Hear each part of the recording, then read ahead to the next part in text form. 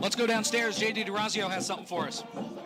Thank you, Jacob. Just before that Shippensburg fumble, Evan Falco looked his defense right in the eye and said, guys, give me a chance. And he did just that, leading the Raiders to the field goal. It is a one-point game. This offense is absolutely booming with confidence. 16 unanswered points for the Raiders in the fourth quarter. This is going to be a great finish. Back to you, Jacob.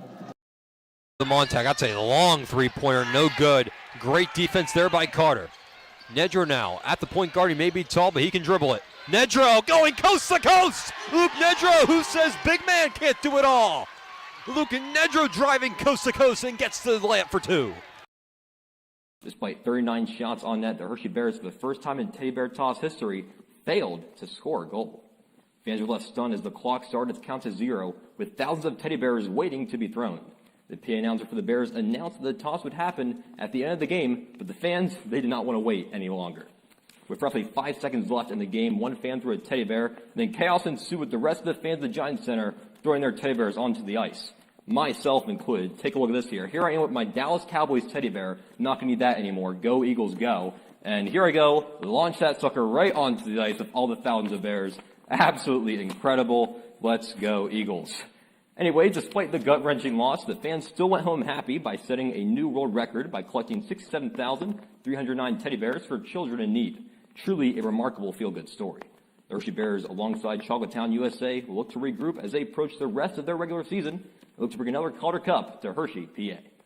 The Bears are back in action at Bridgeport in a rematch versus the Islanders.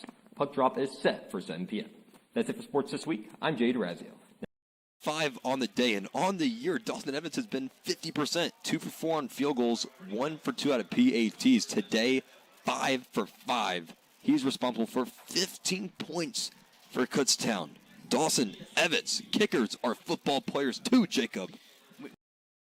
Nedro. Nedro looking for options. Nedro passes. Crespo, 3, pump fake, now shoots. Bang! Ty Crespo using the pump fake, creating separation. Green light from Crespo, and the Raiders have the lead. Over the pass down to Fitzmorgan, she resets the offense. Fitzmorris driving Gibbons right on her. Now passes it over to Robinson. Robinson driving Miller. Now double with George. Stolen by Ariel Jones. Watch out. Here comes Jones. One person on her. They're not going to stop her. Up and in. Raiders defense prevailing early on.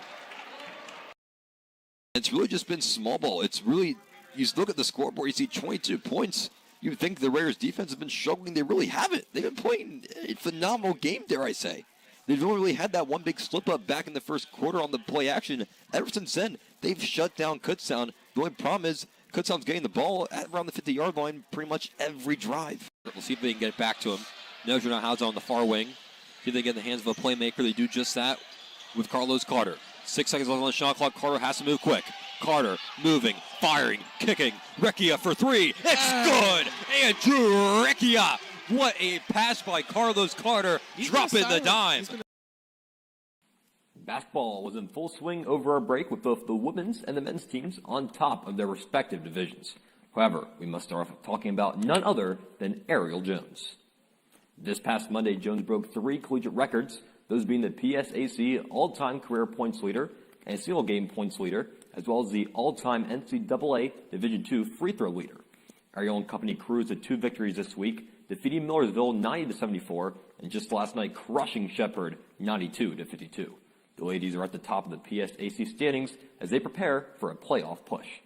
Now for the men, they're also having a fantastic year, yielding a 10-3 conference record. This past Monday, Shippensburg suffered a devastating buzzer-beater blow to Millersville, falling 55-56 on the road.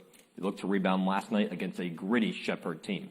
This one was close from start to finish, but Shepherd did not have an answer for Rashawn Johnson and Carlos Carter, who dropped 17 and 19 points each.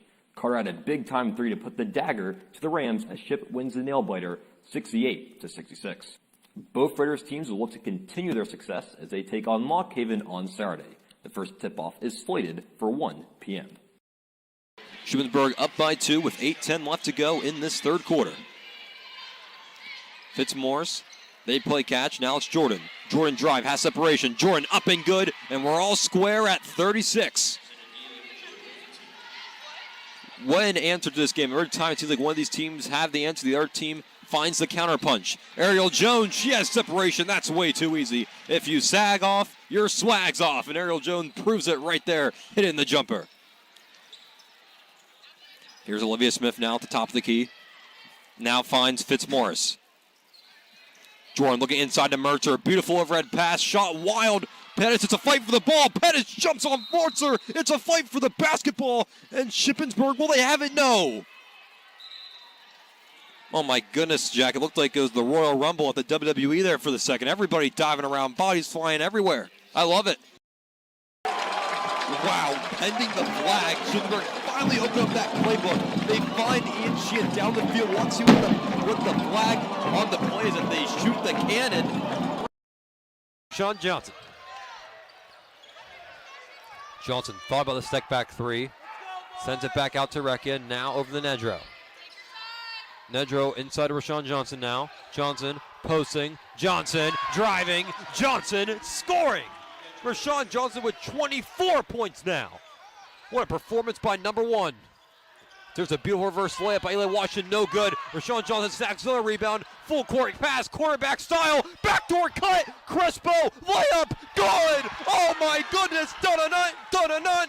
Sports Center moment right here at Hikes Fieldhouse. Running the floor now is Price, and he gets left going the other way. Raiders caught slacking after the incredible backdoor no-look pass from Carter. After all the dust settles, Raiders still up 12.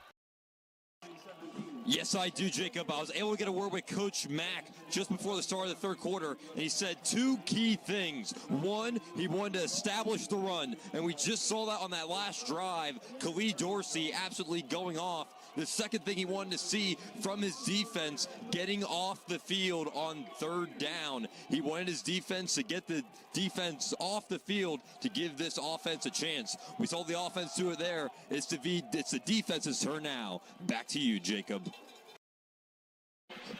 Heaven knows this has been a heck of a game. This is as close to a nail-biter as you can get. My heart is beating out of my chest right now as Shippensburg checks in their defensive substitutions. In comes number 21. That is Luke Nedro checking in for the Raiders. Here we go. Off the inbound. They look. It's intercepted. Recchia has it, and it's over. It's over. Shippensburg wins in a thriller at Hikes Fieldhouse. Andrew Recchia absolutely being so clutch down the stretch. Clutch free throws, clutch steal, and Drew Recchia.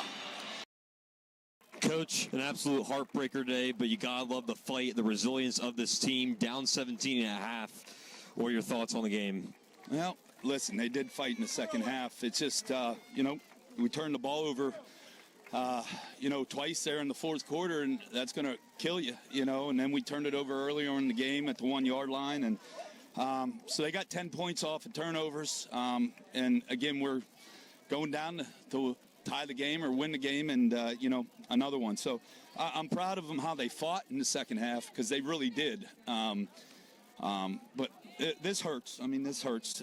We just can't catch a break right now. So thanks. Thank you, Coach. A very passionate Coach Mack. What an incredible game. We're going to throw it back to you, Jake. The PSAC Field Hockey Championships are this weekend at Kutztown, and the Raiders are in the mix to go back-to-back. Shippensburg and Millersville face off in the semifinals on Friday at 3. This is the second straight semifinal matchup between Shipp and Millersville. Last time, the Raiders beat the Marauders in overtime 2-1. East Stroudsburg beat Westchester on Tuesday, punching their ticket to face the number 1 team Kutztown at 5:30 on Friday. The winners of both games will play for the conference title on Sunday at noon. Had 5 minutes scoreless. And look at Ty Crespo. Crispy Crespo, as I like to call him, as he sinks to 3 and extends this Raiders lead to 5.